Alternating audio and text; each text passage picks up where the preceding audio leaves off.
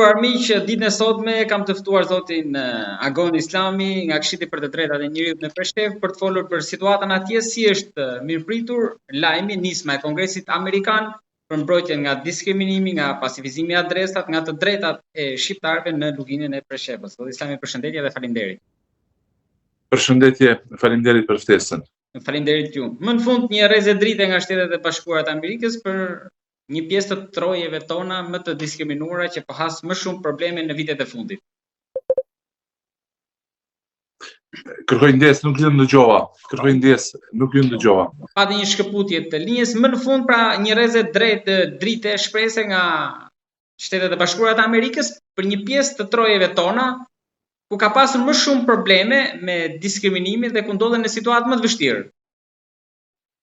Po, fakti që Kongresi Amerikan ka aprovuar një rezolutë mbi diskriminimin e shqiptarëve në luginë Preshevës, është një dritë në fund të tunelit, ashtu ta quaj, është një pozitivitet, është një çështje shumë e mirëpritur nga popullata civile në këtë rajon, gjë që presim që kjo rezolutë të sjellë në praktik dëshmitë që shqiptarët e Preshevës, Bujanovcit dhe Medvegjës po diskriminohen dhe të merren masa ndaj qeverisë Serbisë që këto probleme të zgjidhen dhe diskriminimi të mos jetë më emëruesi i shumë problemeve të përbashkëta për shqiptarët e kësaj treve.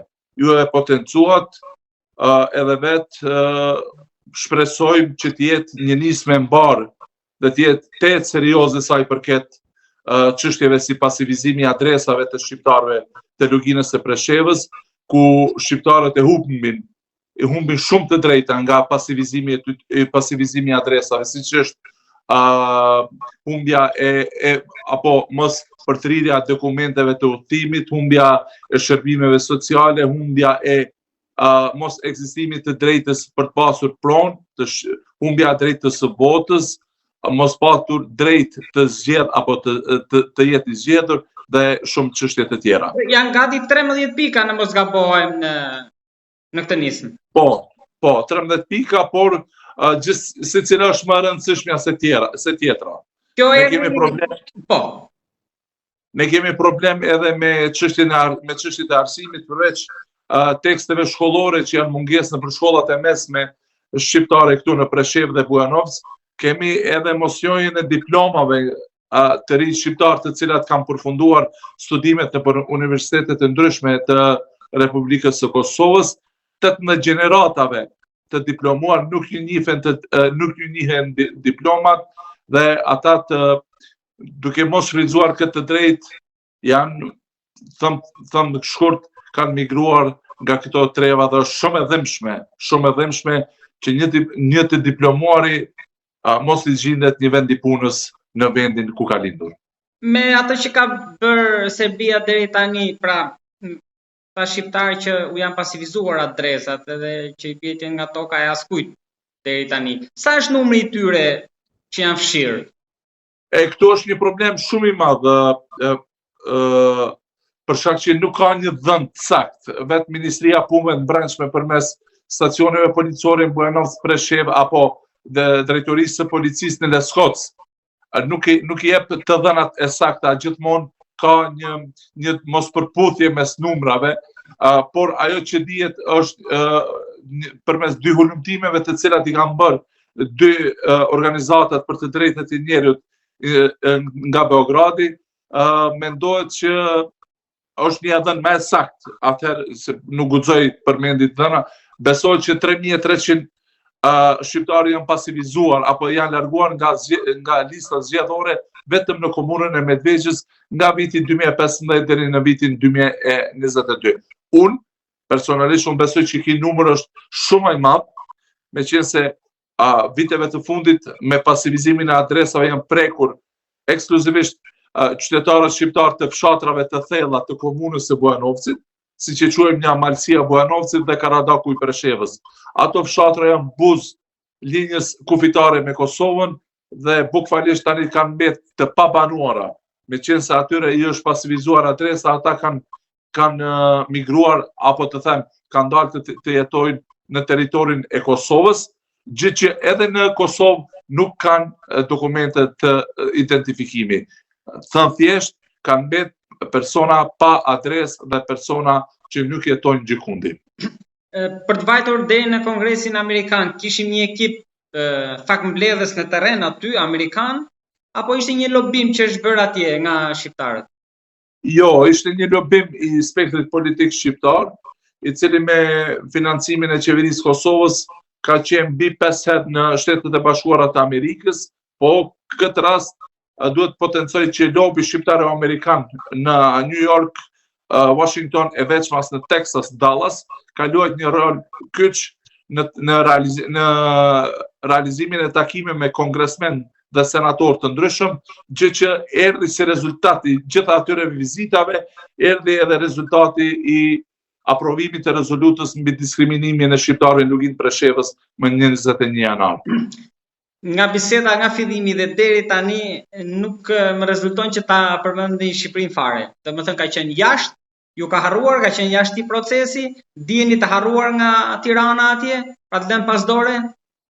Jo, ka shumë indikacione që Shqipëria ka filluar vetëm se që të shtrijë ndikimin e vet përmes projekteve të ministrive të caktuara në Luginë të Preshevës.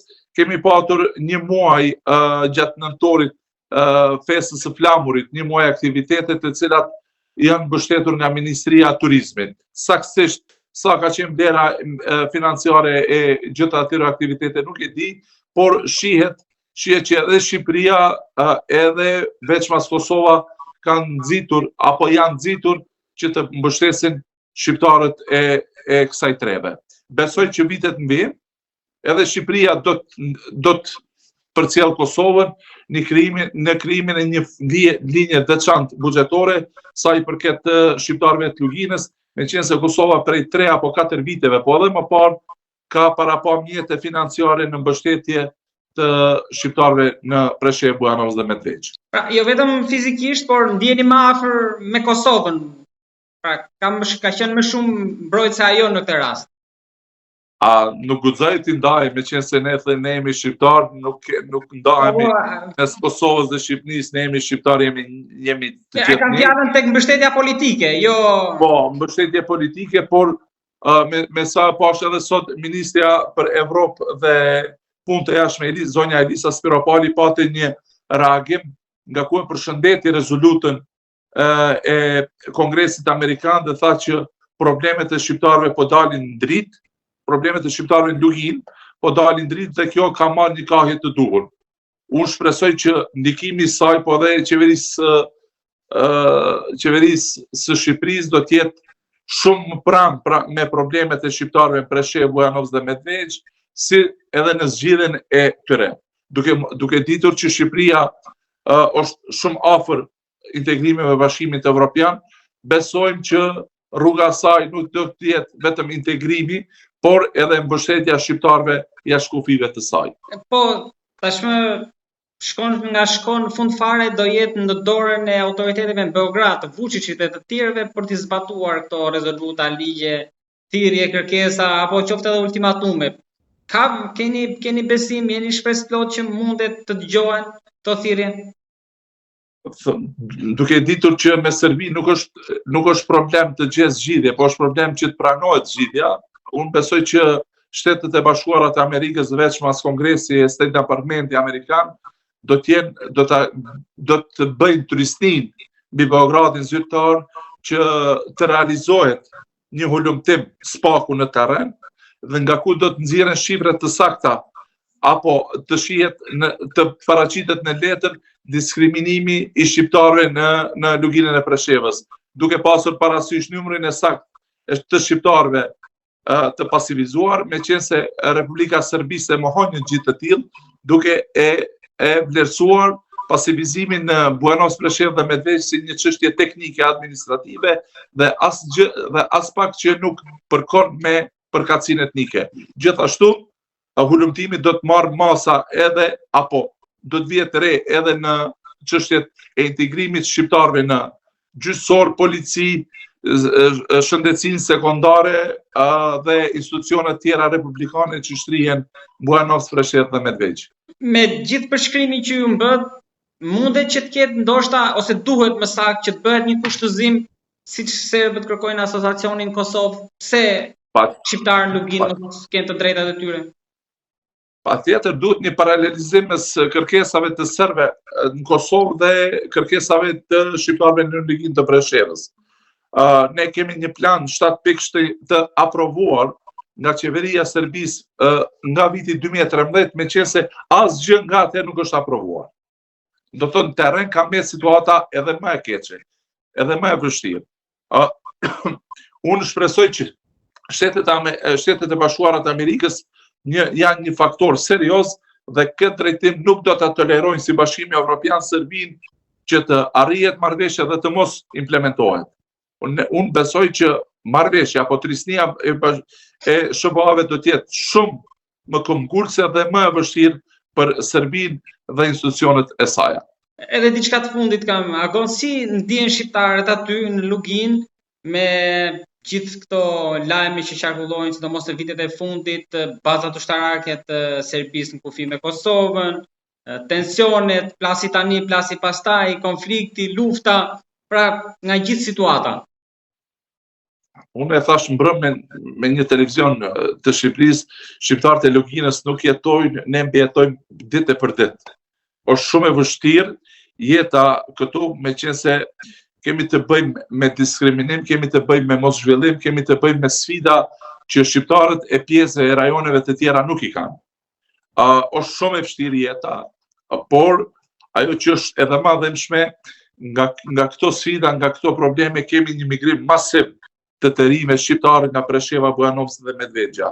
Sidomos në 3 apo 4 vitet e fundit, ka shumë pak të rinj të cilët mbesin për të jetuar këtu, edhe ata të rinj të cilat kanë mbet, është faktori i punësimit që i mban, por ndryshe është shumë vështirë këtu të sigurohet një vend i punës, duke ditur që edhe atyve të rinjve të cilat kanë diplomuar në Kosovë, shteti nuk ja mohon diplomën dhe kjo ja pamundson një jetë të dinjitetshme atyre, por jo vetëm edhe atyre, por edhe të gjithë të tjerëve të cilat nuk kanë ku të punësohen dhe zhvillimi ekonomik është në stagnim e sipërm. Duke përfituar që të kam të bisedë, mirë do të një opinion për ato që po ndodh në Beograd, situatën politike? Prej 1 dhjetorit të vitit 2024 këndej situata politike apo situata përgjithshme politike në Serbi është jo normale. Do thotë shkollat kanë bojkotuar mësimin, universitetet gjithashtu dhe opozitarizmi nga partitë politike i ka kaluar studentëve. Gjatë muajit dhjetor dhe janar të vitit 2026 patëm një ndalesë të studentëve në për aktivitetet e tyre protestuese, por prej 4-5 ditëve të fundit studentët janë riorganizuar dhe po kërkojnë megjithatë zgjedhje sa më shpejt zgjedhje parlamentare në Serbi. Diskursi është shumë i vështirë të dihet se kush mund të përmbyset pushteti Vučić, duke ditur që ai nga pozita e presidentit ka shumë indikacione që të konkurrojë për pozitën e kryeministrit. Do thotë është ai prap që vendos edhe për zgjedhjet, edhe se a do t'i pri partisë listës të cilën listës unifikuese të 3 apo 4 partive të cilat ai gjerë më tani i ka udhëhequr. Agon, faleminderit shumë për bisedën. Mirëqofshin.